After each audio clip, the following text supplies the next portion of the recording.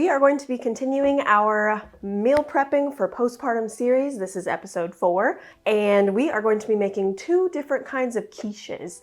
I have not made a quiche in many years, probably around like 5 years, but I saw a quiche on my Pinterest feed while I was scrolling through, and I'm like, that would be a fantastic one to prep for postpartum because you can keep it in the fridge. It's got lots of proteins. You could have it for breakfast or dinner. So I'm really excited to make these and have these available for once baby comes.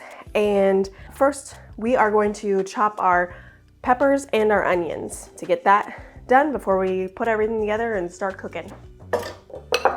And this is really versatile. You can use whatever color pepper you would like. I like the red because it's pretty and festive. And then I also have a yellow one, so we're gonna cut that one up. And I'll probably do, so I am making 2 different variations of quiche, but they're both going to have the onion and the pepper in them.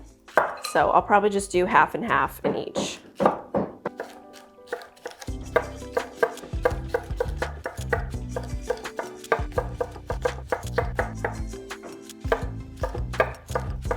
And moving on to our onion, we have 1 white onion, and these are decent sized onions.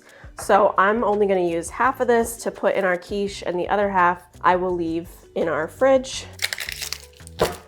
My mom got me for Christmas this really cool onion holder, and it's supposed to keep your fridge from smelling like onion. I've used it, I mean, it's April now, so I've used it quite a bit since Christmas, and I do really think it works to keep the onion smell out of your fridge.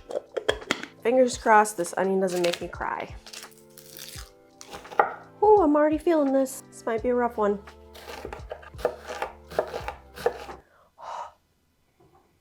My eyes. All right, I have survived, y'all. This onion, it is a strong one. I had to stop a couple times while cutting this to clear my eyes. So, goodness, if you want to use onion powder, there will be no judgment from me. Because cutting onions, oh my gosh, it's bothering me again. Ah! Okay, I think I'm good. I'm good now. Let's put this away. So this will probably make a lot of you very happy to hear that I got rid of my non-stick pans that have Teflon, and I got caraway pans. They are really expensive, so our local Habitat for Humanity retail store had caraway pans, and I was like, oh my gosh, I have to go get them. So I went, I bought them. Now I have non-toxic, non-stick pans, because I know I've gotten comments before of like, you're still using non-stick pans even though they have Teflon in them, and like, yes, I was. I know a lot of people still are, and I've watched the Teflon documentary on Netflix, and it's terrible, but it's also really expensive to get new pans. So I'm super happy that my local retail store had them and they were on sale. So I bought a set and I invested, and I am pumped. So happy. I got the cream color. They're very pretty and they're just as amazing as everyone says that they are. So we are going to be cooking in our nice caraway pans from now on. Yay! All right, and ideally I would love to have breakfast sausage or Italian sausage in our quiche recipe, but we went to Costco. They don't have sausage. I don't know why, but they never seem to have sausage. I am just using a pound of hamburger. I'm gonna split it in half.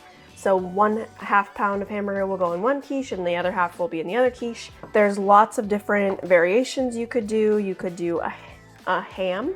You could cube up some ham and put it in there. You could do sausage. You could do, what else? Chicken. So many different options. I am just going with hamburger for the moment, but I do love a good ham, spinach, and cheese quiche.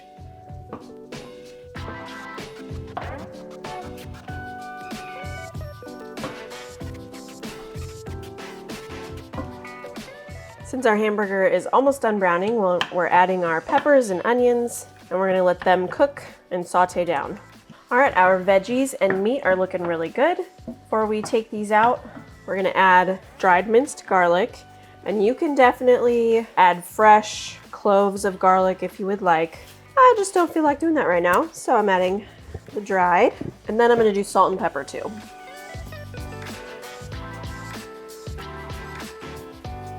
that a good stir.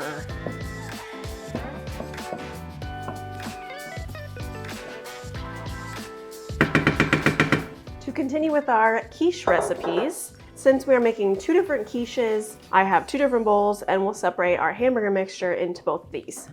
And this is kind of a heavy pan, so let's see how this, yeah.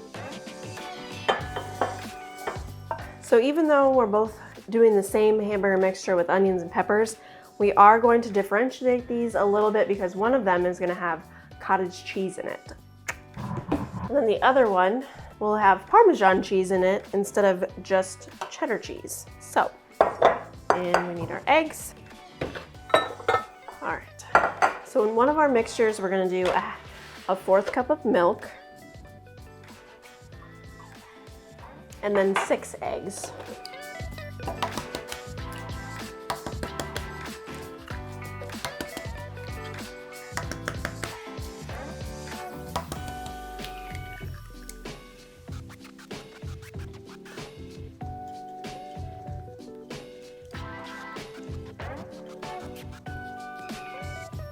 Okay, and for our next one, we need 4 eggs and 1 cup of cottage cheese.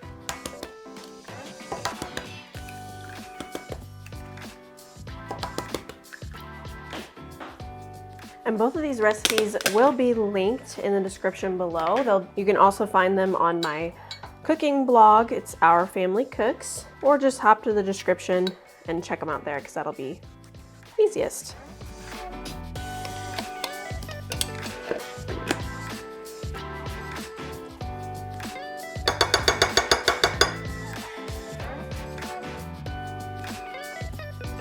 So I'm getting our oven preheated to 400 degrees, so that way it's ready to go when our quiches are filled. And I did make homemade pie crust, and I did a whole video on my process of doing that and the ingredients I used. So I will link that here or here, either way.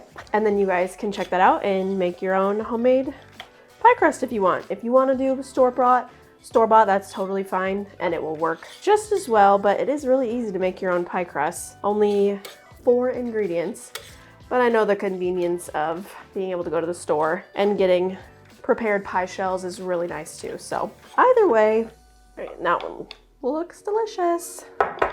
Okay, we're gonna bring our pie shells over and then we're gonna fill them up and then we're gonna bake them. And like I said, I am prepping these for postpartum. So if you are about to or you're planning to have a baby in the future, I am putting together a huge workbook on all of the recipes that I'm making to have frozen and prepped for postpartum. And I'm putting them into a workbook that you can access. Make sure to subscribe, come back so you can be notified and be one of the first people to get this.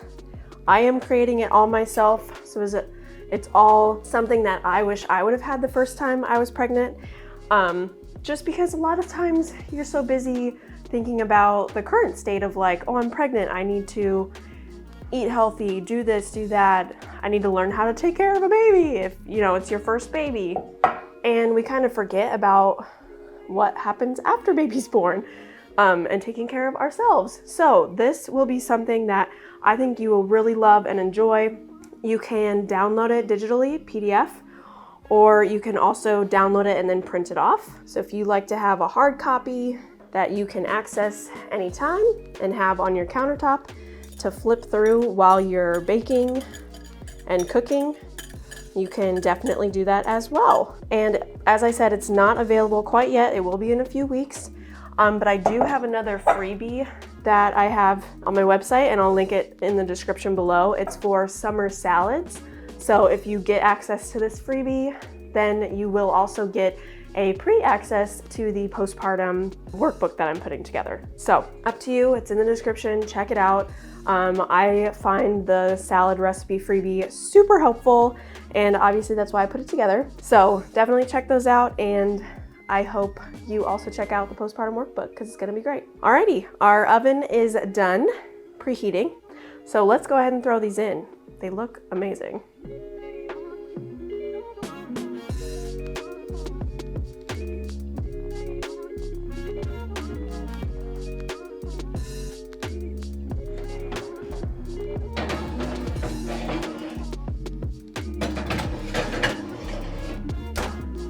We'll set a timer for 25 minutes. All right, so our timer has gone off for the quiche. They've both been in there for 30 minutes now. I did an extra 5 minutes after the initial 25. So we're gonna go ahead and check them. So right away I can tell that the cottage cheese one is not done yet because it's still jiggling. So this one looks really good. I'm gonna test it with a knife. But I think just this regular one, no cottage cheese. This one looks good. We're gonna test it. I'm gonna grab a knife. It looks really good. It's clean. There's some juice in there, but I feel like once it sits, it will, that'll kind of cook through. And there's no jiggle on the top, but the cottage cheese one is it's still moving. So we're gonna leave that for probably another 5 minutes. Check it. And I'm also going to be freezing these for postpartum. So when I get them out of the freezer, I'll be popping them in the oven again. So even if this one still could use 1 or 2 minutes, it'll be fine because we are gonna cook it again when I take it out of the freezer to bake it. So, all right, and we'll check the other one here in about 5 minutes. Okay, our other quiche is done. So these look so good. I did end up putting my silicone pie crust thing on here. I don't know the actual term for it, but it's basically to help the pie crust not burn. So just like if you put aluminum foil around the edges or whatever. They look so good. I am really excited for these.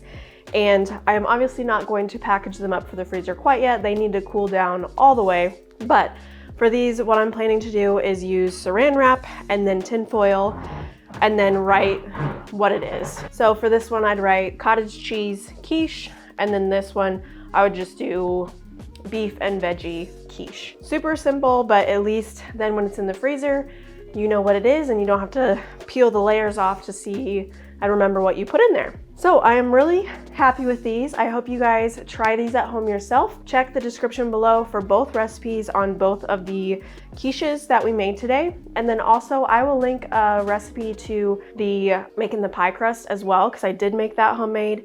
If you are interested in learning how to make your own pie crust, make sure to watch that video. I will link it here where I go through all the step-by-steps and the instructions on exactly how to make your own pie crust. And it's a lot easier than you think it is. Make sure to like and subscribe, check out my postpartum workbook, and I will see you again next time. Thanks y'all, bye.